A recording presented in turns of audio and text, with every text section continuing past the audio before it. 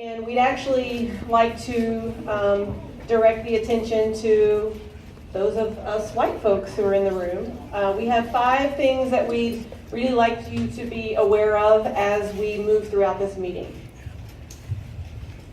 First, we as white folks are accustomed to every space being our space. We can open up a magazine and see many people of our color reflected in the pages. We can open up a history book and see our racial history reflected. We can go to businesses and schools and restaurants here in Bloomington and see people who look like us. In contrast, this space tonight has been created to center on the experiences and voices of Black people in our community. Today is about stepping back to listen and even being uncomfortable at times as we hear about other people's experiences. Being a good ally often means listening and not leading the conversation. And tonight is a great opportunity to do that. Second thing, when we hear experiences that are vastly different from our own, we sometimes call into question the reality of those experiences. For instance, we might say things like, "Oh, that wasn't racist, he was just fill in the blank."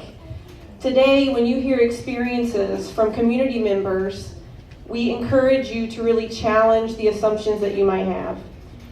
Put yourselves in the shoes of the people whose stories you're about to hear tonight, and imagine if it was you.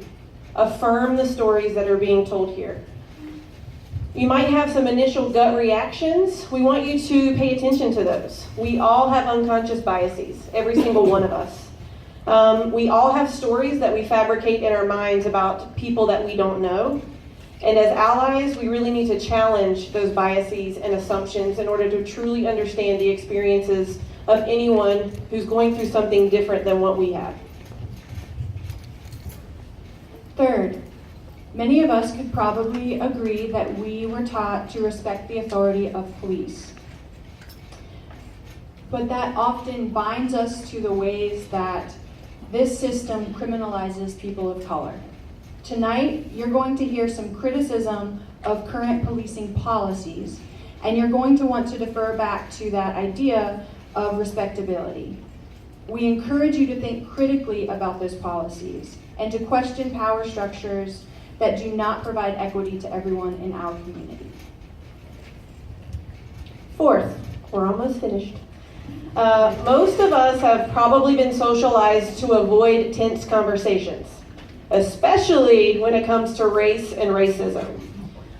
But as you feel uncomfortable with the tension that might happen in this meeting, we want to be very clear that Black Lives Matter did not create this problem. As the Reverend MLK once said, those who engage in nonviolent direct action are not the creators of tension. We merely bring to the surface the hidden tension that was already alive. We bring it out in the open so that it can be seen and dealt with.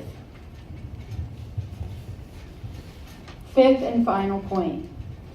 When we see, hear, or read stories about protests or challenges to systems, we tend to be critical about how, when, and towards whom frustration is directed. We say it's not the right time, it's not the right way, it's not the right tone. Or, as Reverend Dr. Martin Luther King put it, the white moderates who are more devoted to order than to justice, who prefer a negative peace, which is the absence of tension, to a positive peace, which is the presence of justice, who constantly say, I agree with you in the goal you seek, but I cannot agree with your methods of direct action, who believe they can set the timetable for another man's freedom, who constantly advise Black people to wait for a more convenient season. Again, instead of doing that, try to listen with empathy tonight and put your own discomfort aside. Now we're going to turn things over to Cinnamon, who will talk about Black Lives Matter Bloomington-Normal.